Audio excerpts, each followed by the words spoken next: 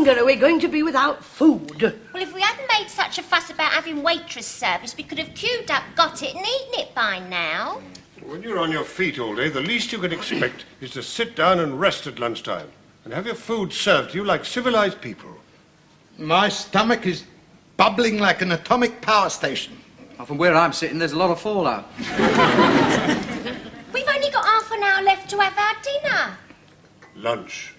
What's the difference? What do you have in the evenings? Supper. Only the working class have dinner and supper. Professional people like ourselves have lunch and dinner. Now, look, I'm not working class. I live in a detached house.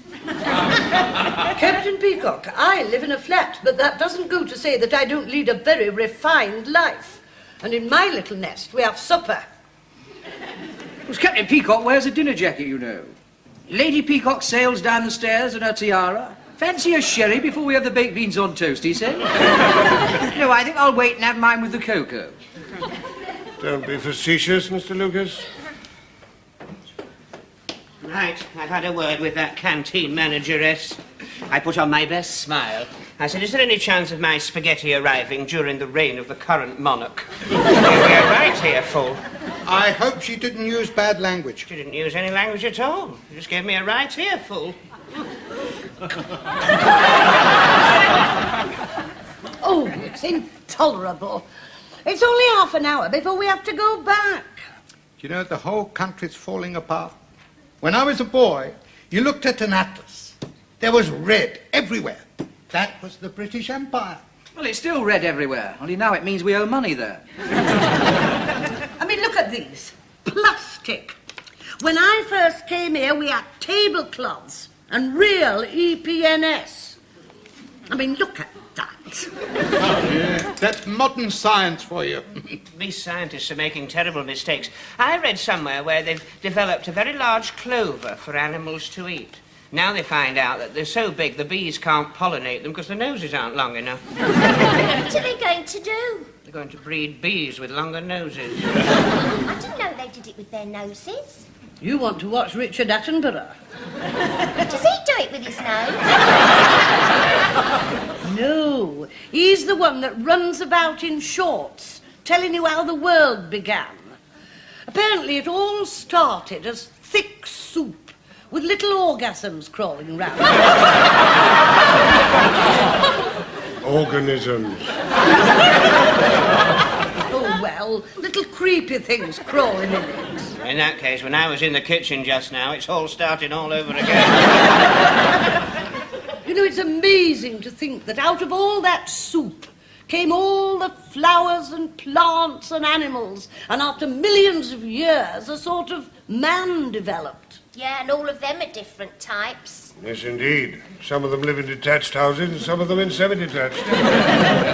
Well, as a superior, detached individual, would you like to go and have a word about our grub? Well, that won't be necessary. There's a far simpler way to get in touch with those whose evolution is not advanced enough to enable them to communicate on an intellectual level. What's that, Captain Peacock? One we used to use in the army. Why are we waiting? Why are we waiting? Why are we waiting? Why are we waiting? Why are we waiting? Oh, come let us oh, come let us adore. So, you're the ringleader, are you? Me, the ringleader? Never on your life, darling. I was just expressing a concerted opinion. Does one of you wish to complain, then? We all do. Right, what's it all about? Let's have it. We have been sitting here for half an hour and nothing's arrived. Except you. Right, I'll tell you what I'm going to do. I'm going to go out there in the kitchen and I'm going to tell everyone to make yours a special order. Oh, thank you. Last! One more word, you won't get anything at all. In that case, we shall complain to higher authority. I couldn't give a monkey's who you complain to. As far as I'm concerned, you can come down here and run it yourself. If you don't mind my saying so, they couldn't make a bigger cock-up of it. It's all very well for you sitting out here like a wrinkled old prune. I'm too short in there and I've got a poison finger. Cancel my toad in the hole. I take great exception to you calling a senior salesman like Mr. Goldberg a wrinkled prune. Your whole manner is offensive, your appearance is unhygienic, and your emotional outbursts suggest that your mental balance is disturbed. You should see a doctor. You're the one that should see the doctor. I have no reason to see a doctor. In that case, I'll give you one. Now,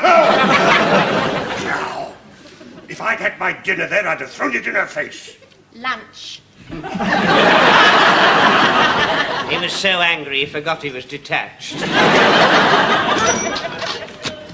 Let me see that I've got this right. Mrs. Slocum was sitting, the canteen manageress came in, and Mr. Goldberg complained because she'd served him poisoned prunes. Not quite right, sir. We all complained because we hadn't been served at all. But where did the prunes come in? They didn't. You haven't been listening. That woman was very obstropolous with Mr. Goldberg and Captain Peacock. She said he had a face like a wrinkled prune. Captain Peacock had a face like a wrinkled prune? No, Mr. Goldberg had a face like a prune. Yes, I suppose he has, but I'll make a note of that. No. Mr. Goldberg didn't like it at all. In fact, he was very upset. Then why did he order them? Order what? Prunes! He didn't order them. Well, in that case, he can hardly complain if they didn't arrive. Excuse me, I don't want to get involved in this, but wouldn't it be better if you crossed all that out and got on to the next bit? Well, that's up to you. I see you have a complaint about the spaghetti. Now, did the spaghetti arrive badly cooked? I really couldn't tell you. All I know was it burnt my ear. I've heard of testing the baby's bathwater with the elbow, but that does seem a very strange way of testing spaghetti. I wasn't testing it. I was just complaining because it was so long. Long spaghetti. I should have thought you could have cut it. No, that really is a very trivial complaint. I certainly can't take that up in your behalf. Perhaps we might get somewhere if Captain Peacock told Mr. Rumbold about his toe. That should cook a goose. You'll regret saying that. What's all this about a toe? Ah, well, that happened just after I'd cancelled my toad in the hole. This woman and Captain Peacock had a heated exchange and she stamped on it. And we was all witnesses. Now, that I have got very clearly. And you certainly have cause for complaint. Canteen manageress had no right whatever to stamp on Mr. Humphrey's toad in the hole. Yes, that just leaves one thing further to clear up. What is that, Mr. Rumbold? Oh, the cooked goose. Told you. Enter.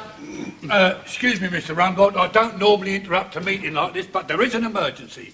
There's a deputation to see you from the canteen kitchens. Well, tell them to make an appointment. Yes, Mr. Rumbold just can't see anybody, nilly-willy. I shouldn't tell them to go away if I was you. They're in a very, very agitated mood. And the high-tie chef's livid. Somebody criticised his toad in the hole and he's waving his chopper about. Oh, well, show them in, Harmon. Yeah. Kindly step this way, brothers. That's maple, vegetables, fleur, fish, young Henry, trainee dog's body, Signor Baroli, master chef, and Mrs. Yardwick, manager Hess. Thank you, Harmon. Well, right, very good, sir. Right, let's have it out. I'm fed up with this lot. I've had it up to here with them. The chef must be drowning in it. Quiet, Lucas. That's typical of him. All lip and let's have a look at your knockers. That snooty one's all mouth and trousers. And as for her, she's just dead common. Oh, how dare you! Go on, tell her you live in a detached house. You shut your cake hole, you. You are common. Not as common as what you are. My mother always said, common is as common does. And what's that supposed to mean? I don't know, but she always says it when my dad blows his nose on the tablecloth. Look, I don't think we should argy-bargy among ourselves in front of these cooks and bottle washers. You're a pompous old snob. And as for her, she looks as though she's got a permanent smell under her nose. And the nearer you are, the stronger it gets. Brother, did you hear that? Temper's are frayed and feelings are running high. I think we should all calm down. Ah, shut up, jug-ears. How dare you speak to senior management like that? I don't have to speak to you at all. I should go to Mr. Grace and get a personal written apology. Andy Armo. Rissoles. Well, how about that? Yeah, that's the the sort of attitude we have to put up with all the time. I'm glad it's all come out. Well, as my mother used to say, better out than in. My mother used to say that, but I didn't like to mention it. Well, I hope you got a verbatim report of everything she said. No, but I shall make a note of it now. She called you jug ears. Yes, I remember that. And she said Captain Peacock was snooty and all mouth and trousers. Mr. Lucas, let it be recorded, was in her opinion all lip and let's have a look at your knockers. Is that spelled with a K? I don't know, I've never seen them written down. Here, she said I was dead common. Yes, well, we won't make too much of that. And she said I walked about with a smell under my nose. I can't imagine where she got that idea from. Now, what did she say about you, Mr. Humphreys? Nothing. I came out of it completely unscathed. Which is unusual for you, isn't it, Mr. Humphreys? It is, Mr. Lucas. I mean, you usually have a scathe somewhere along the line, don't you, Mr. Humphreys? I'm a martyr to them, Mr. Lucas. Speaking for myself, and I am unanimous in this, I think they ought to get rid of the lot of them and get some decent stuff in. Yeah, we could run that canteen better than what they does. Do, Miss Brahms. Yeah, well, we could run the canteen better than what they does do. That don't sound right, do it? It certainly don't, Miss Brahms. Rumbold here. Oh, hello, Rumbold. That nice manageress from the canteen has been to see me. Apparently there have been a lot of complaints about your lot. He wants a written apology. Yes, well, I intend to take a very firm stand on this, sir. She was very aggressive indeed, and my department feel that the whole canteen staff is incompetent. In fact, they feel they could do a damn sight better job themselves. Yeah. Well, in that case, they can start tomorrow morning. The canteen staff's thrown in their overalls and walked out. What shall I do, sir? Well, you'd better sort it out, jug ears. Of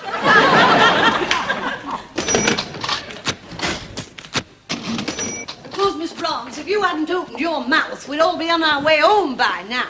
Well, we said we could do it, so it's up to us to acquaint ourselves with the kitchen and make a plan of battle before we serve lunch tomorrow.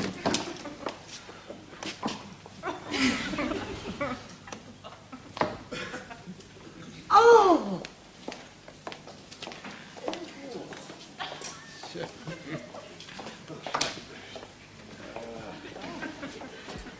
Just look at it. There's muck everywhere. If my mother saw this, she'd have a fit. Oh, to think we've been eating the food what they've been cooking in here. It's like the Marie Celeste. They've even left something on the stove. Oh, that's my toad in the hole.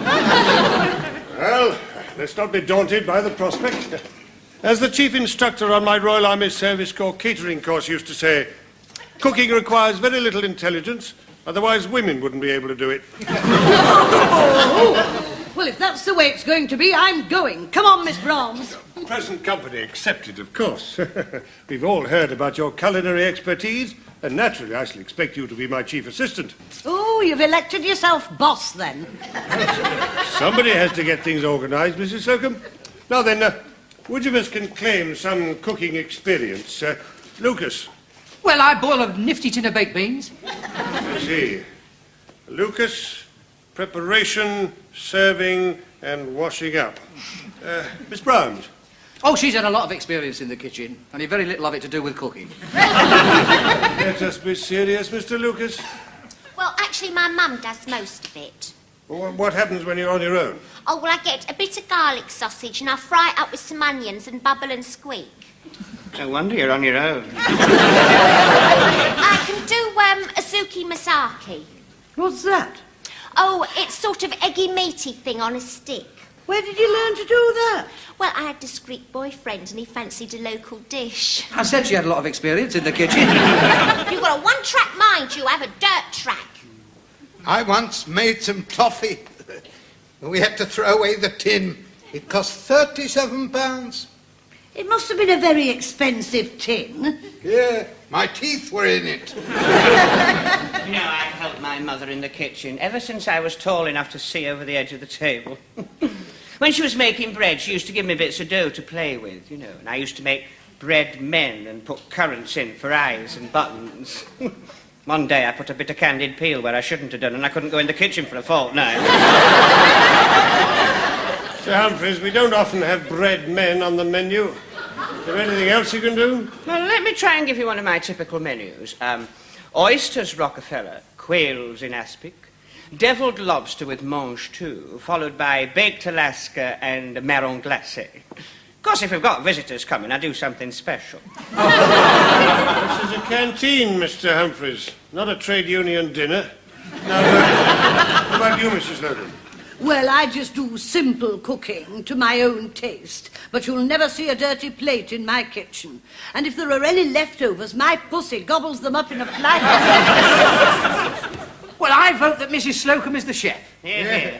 Right, let us agree then that Mrs. Slocum is head cook, but we'll all have to pull together to get the meal prepared and served.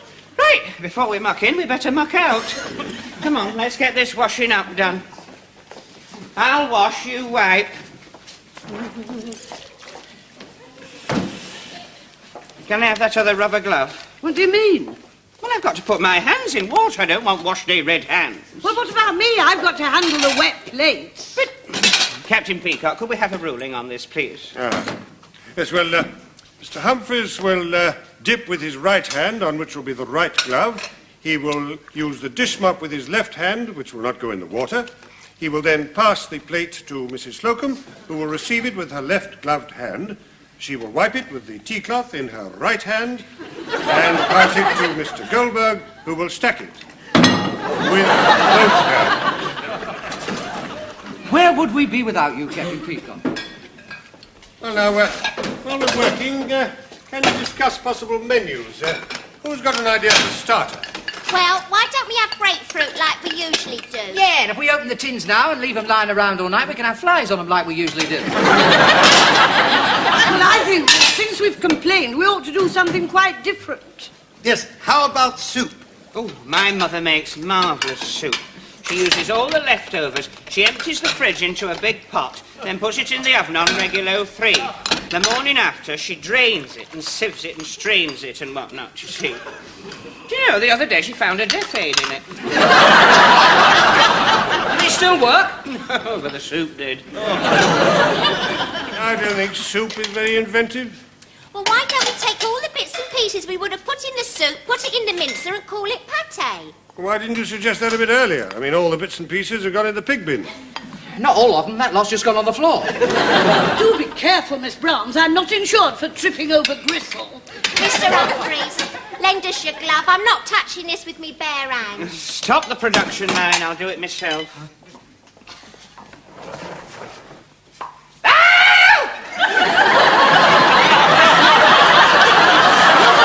Mr. Humphreys? Don't be silly, Mrs. Slocum. Only women are frightened of mice. Well, what was it? A frog. What's the frog doing down there? Perhaps some fairy prince was rude to a gypsy violinist. How do I know? Oh, listen, look. Get out of the way. I'll get rid of it. Don't! That's cruel. That's a living, thinking thing. Possibly of royal blood. Somebody put it in here and get rid of it. No.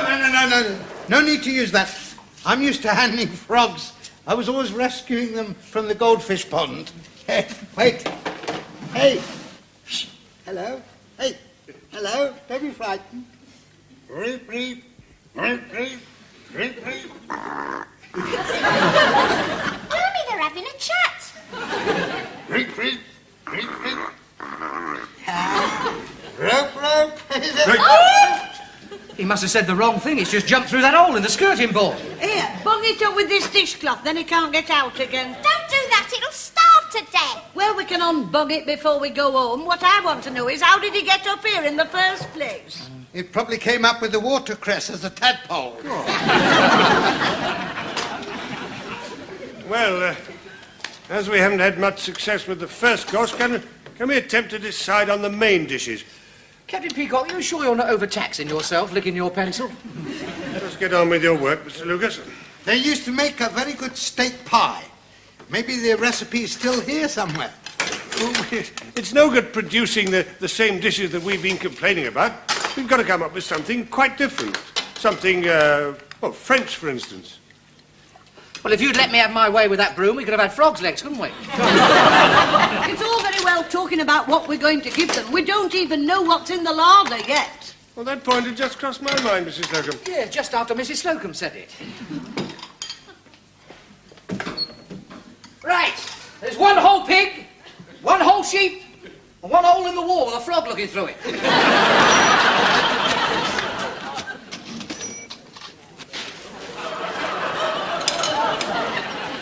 Now then, you can either have meringue glacé or crepe Suzette. I'll have both. Do you know, that's the best curry I've had since I was at Wolverhampton. And that shish kebab was just like you get in a Greek restaurant.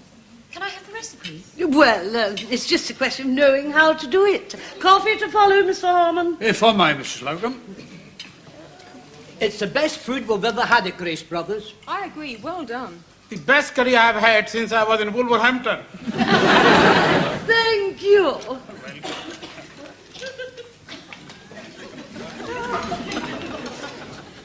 Table 4, keep the change. Thank you.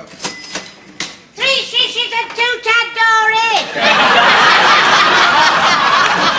You'll have to wait for your shishes. There's been a rush on them. Captain Peacock, I'm down to my last shish. More shishes, Mr. Lucas. I'm shishing as fast as I can. I'm running out of skewers. I'm not going to give you your tandoori until you've got your shishes, otherwise your tandoori will get tepid. Right. Well, can I have a meringue and a crepe on the same plate? Oh, I bet that's for them animals in Mr. package. Grace has just taken his place in the executive dining room and would like the soup du jour. There's been a rush on that too. I shall have to see the manager. Captain Peacock, are you free? What's the matter, Mr. Humphries? Will you squeeze me another mock turtle? I'm having a crisis with the shishes. It's for young Mr. Grace. 1 turtle soup coming up.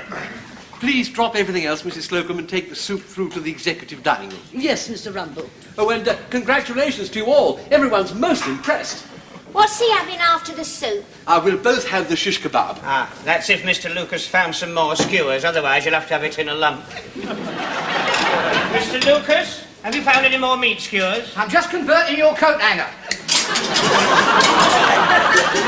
My sheepskin too. Don't worry, it's very much at home. It's hanging on the sheep in the larder.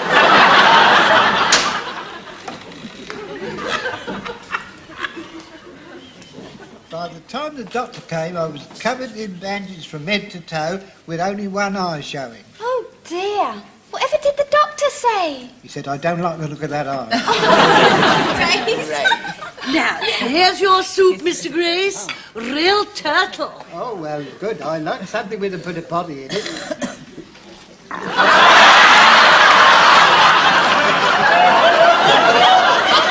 On second thoughts, I don't think it's very hot. I'll take it to the kitchen and warm it up.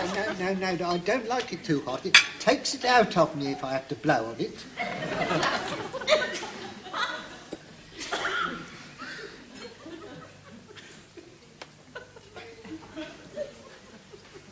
You can taste the turtle in it. Or something. Well, I'll leave you to it then. Oh, Mr. Grace, the bowl is very full. Don't drink all of it or you won't have room for what's to come. I'm enjoying it.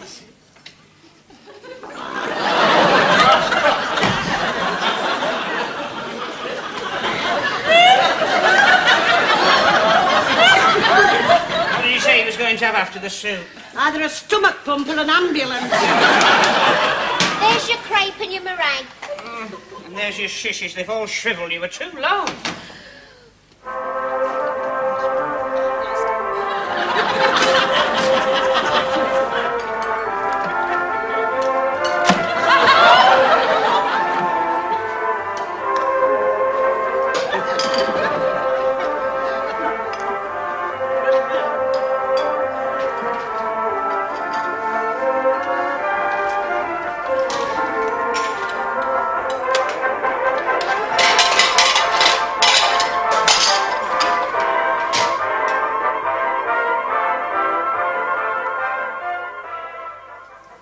I really enjoyed that. All right, Mr. Grace? Sorry about that, I got a frog in my throat.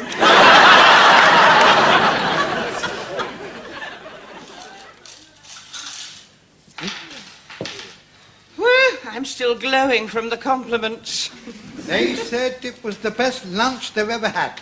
Well, we said we could do better than the others, and we did. How much did we take? £98. Ah, and what were the outgoings? Chinese takeaway, 15 quid. Indian takeaway, £32.50. Greek takeaway, £59.25. Which makes a net loss of... £8.45p. Thank you, Mr. Goldberg. 8.45. If we keep that up every day, we'll be broke in a week. Well, we could raise the prices. Well, that wouldn't do much to help my feet. Or my wash-day red hand. Well, the regular staff won't come back unless they get a written apology. Well, in times of crisis, the British have always stood firm by their ideals. On the other hand, we as a nation couldn't have got where we are today without knowing how to compromise. I quite agree. Gather round, everybody. Now then, how does this sound? We, the undersigned... Oh, very good. Humbly apologise to the canteen staff of Grace Brothers for complaining about the food, the service, the hygiene... And that cow of a manageress.